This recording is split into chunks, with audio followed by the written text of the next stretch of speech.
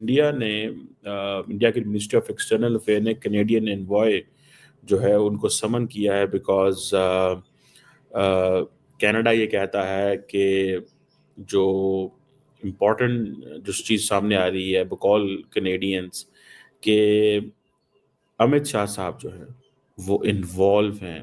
जिस कंट्री से हम मुकाबले की बात करते हैं ना, वो उन कंट्रीज को बॉयकॉट करता है। कनाडा को भी भारत बॉयकॉट कर रहा है 5 दिन के अंदर अंदर अपने सफीर को निकाल ले। मेरी बात सुने, कनाडा को बॉयकॉट कर रहा है और हम कनाडा या इस तरह के कंट्रीज के पास जाने का ख्वाहिश रखते हैं। बिल्कुल, ये हमारा फेलियर है जी। हमारी जो फॉरेन पॉलिसी उसका भी एक तरह का फेलियर है अगर इसीलिए इंडिया भी टफ लाइन ले रहा है कनाडा के ऊपर। अमेरिकन कह रहे हैं कि वो इंडिया का मौक़िफ़ ये है, जारी बात है तो यकीन हमारा एक बहुत बड़ा फेलियर है कि हम तो यही सजेस्ट करेंगे अपने हुक्मरानों को कि अपने लोगों को प्रायोरिटाइज करें। और लगता है ये हमारे सियासतदान जो है ना, आज तक आप मुझे बताएं, कोई बंदा बताए IMF से कर्जा लिया है, वो कर्जा किस लिए लिया है, कहाँ किया है? हमने नहीं देखा, इसने भाई ने नहीं देखा, भाई ने नहीं देखा।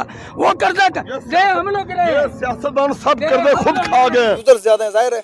तो पाकिस्तान जो है अभी आइसोलेट हो रहा है एक तरह से, आहिस्ता आहिस्ता इंटरनेशनली हो नहीं रहा, हो चुका है। वर्ल्ड बैंक का कहना है कि पाकिस्तान एक अच्छा हमसाया नहीं है। अगर पाकिस्तान एक अच्छा हमसाया होता तो पाकिस्तान के आज ये हालात ना होते। इंडिया का क्या है कि इंडिया इस चीज़ को समझता है कि भाई अगर मैं इनके सामने आज झुक गया, मैं सॉफ्ट हो गया, तो ये तो मुझे ले जाएंगे।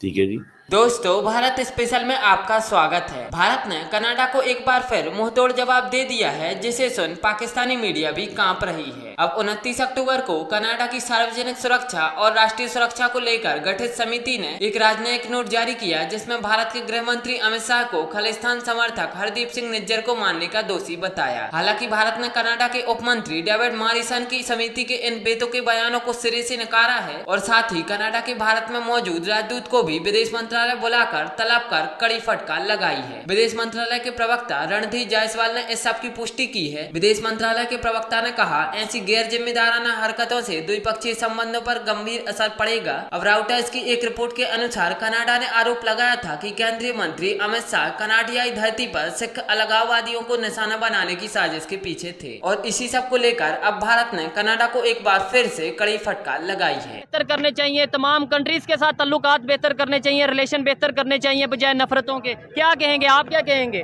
हमें सबके साथ मिलके चलना है। सर, जब ये सियासतदान अपनी अपनी लड़ाई लड़ेंगे, सारी इंटेलिजेंस एक दूसरे के पीछे लगाएंगे, हम लोग पीछे जाएंगे, उसका वजन लोड जो है पड़ेगा मजदूर पे। ऐसे ही है। जब हमारा मुल्क आगे चलेगा ही नहीं, हमारे ये अब देख ले चीजें हम लोग जापान से लेते थे, वो बंद कर दी। अच्छी वाली चीज हमें नहीं चाहिए। हम लोग चाइना से ले रहे हैं, एक दफा चलाए, महीना 15 दिन चलाए, वो चल जाती है, नहीं लेनी पड़ती। जिस कंट्री से हम मुकाबले की बात करते हैं ना, वो उन कंट्रीज को बॉयकॉट करता है। कनाडा को भी भारत बॉयकॉट कर रहा है 5 दिन के अंदर अंदर अपने सफीर को निकाल ले। मेरी बात सुने, कनाडा को बॉयकॉट कर रहा है और हम कनाडा या इस तरह के कंट्रीज के पास जाने का ख्वाहिश रखते हैं, सोचते हैं। इस लेवल पे वो जा चुके हैं, हमें मुकाबला कर सकते हैं। आप बताएं इस टाइम जो कंडीशन है, कश्मीर की बात करें, ओवरऑल बात करें, हम मुकाबला कर सकते हैं ओवरऑल?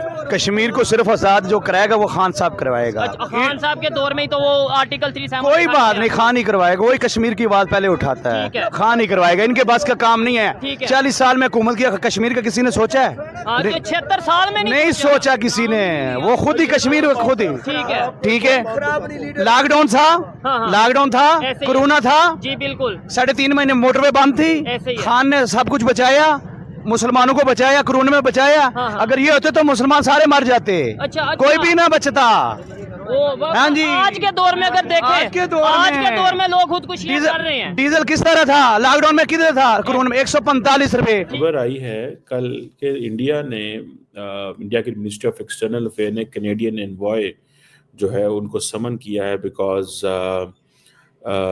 कनाडा ये कहता है कि जो इम्पोर्टेंट जो चीज़ सामने आ रही है बकौल कैनेडियंस के अमित शाह साहब जो है वो इन्वॉल्व हैं इस सारी जो इंडिया ने ये कहा कि कनाडा के अंदर निज्जर को कत्ल किया जाए। अब ये जो चीज़ है, इंडियंस कहते हैं कि ये absurd एंड बेसलेस रेफरेंसेस है और ये दे हैव नो, इसका कोई वो बनता नहीं है। मुझे ऐसा लग रहा है कि things are not getting going soft on India Canada. ये चीज़ें पहली बात है, ये कनाडा इंडिया चीज़ें नॉर्मलाइजेशन जो है ये अमेरिकन ही करा सकते हैं और कोई नहीं करा सकता। लेकिन मैं आपको यहाँ पे एक और चीज़ बताता चलो, मुझे ये भी लग रहा है कि लग नहीं रहा कि चीज़ें इंडिया और अमेरिकन की अभी सॉफ्ट होंगी। मुझे ऐसा लग रहा है कि अमेरिकन एडमिनिस्ट्रेशन वेट करेगी for the new administration to understand and deal with the Indians. काम भी करते रहो, मुश्किल में भी रखो। मिसाल के तौर पे यूएस स्टेट डिपार्टमेंट ने कुछ इंडियन कंपनीज को और इंडियन नेशनल्स को सैंक्शन लिस्ट पे डाल दिया क्योंकि वो रशिया के जो मिलिट्री इंडस्ट्रियल बेस है उसको सपोर्ट कर रहे थे। अब ये चीज़ जो है दिस इज़ वेरी टफ। ये ऐसी है जैसे पाकिस्तान और चाइना जो है वो जब कोऑपरेट करते हैं तो अमेरिकन पाकिस्तानी कंपनियों को सैंक्शन लिस्ट में डाल देते हैं। अभी रिसेंटली आपको पता है हमने इस पर तबसरा किया था कि कैसे पाकिस्तानी जो कंपनीज हैं उनको सैंक्शन लिस्ट में डाला गया क्योंकि पाकिस्तान जो है अमेरिकन को प्रॉब्लम यह है कि the Pakistan should not aspire for और work for long range missiles के लिए, ये वो चाहते हैं। इंडियंस का क्या है, इंडियंस का देखिए एक वक्त ये था कि इंडिया के बारे में कहा जा रहा था कि जी ये तो इनको हम वेवर देते हैं, कार्ड्स एक्ट ऐसी की तैसी, क्योंकि अमेरिका का ये है कि अमेरिका ने एक कार्ड्स एक्ट अप्रूव किया हुआ जिसके मुताबिक अमेरिका के जो एलाइज हैं वो अमेरिका के एडवर्सरीज के साथ उस तरह काम नहीं कर सकते। So in that sense for example India ने S-400 लिया तो अमेरिकन ने इसको इग्नोर कर दिया, उन्होंने कहा जी हम इसको वन टाइम वेवर देते हैं। इंडियंस ने तो वेवर नहीं मांगा था, लेकिन अमेरिकन ने कहा कि हमारी ज़रूरत है। अमेरिकन ये महसूस कर रहे हैं कि India is taking a tough line, so American through other countries, important countries, इस तरह की पोजीशन जो है वो इंडिया के ऊपर लेंगे। अब मैं आपको बताऊं, अच्छा ये सिर्फ और सिर्फ जो है ना, ये सिर्फ ये नहीं है, चाइना, मलेशिया, थाईलैंड, तुर्की, यूनाइटेड अरब एमिरेट्स को भी सैंक्शन लिस्ट में डाला हुआ है अमेरिकन ने, ठीक है ना। ये इंडिया के अकेले नहीं डाला उन्होंने, क्योंकि अच्छा है क्या, अब यूनाइटेड स्टेट कहता है जी कि 400 एंटिटीज और इंडिविजुअल्स को सैंक्शन लिस्ट में डाला। So don't forget India Canada जो इस वक्त जो एक अनकंफर्टेबल सिचुएशन चल रही है, एनवायरनमेंट चल रहा है। सो ये जो डिपार्टमेंट ऑफ स्टेट ने सैंक्शन किया है, डेजिग्नेट किया है चाइनीज, इंडियन, मलेशियन, थाईलैंड की कंपनियों को, यूएई जिसके साथ अगले दिन उन्होंने मिलिट्री एग्रीमेंट साइन किए हैं, इंडिया के साथ 100 एग्रीमेंट साइन किया है भाई, ठीक है। तो ये एक एग्जीक्यूटिव ऑर्डर है, ठीक है जी। और इसमें कोई महब वो नहीं है, कांग्रेस का कोई वो उस तरह नहीं है। सो ये यूनाइटेड स्टेट्स जो है ये they have been doing this, वो सो ये ज़हन में रखें कि things are not going to get settle between India and Canada.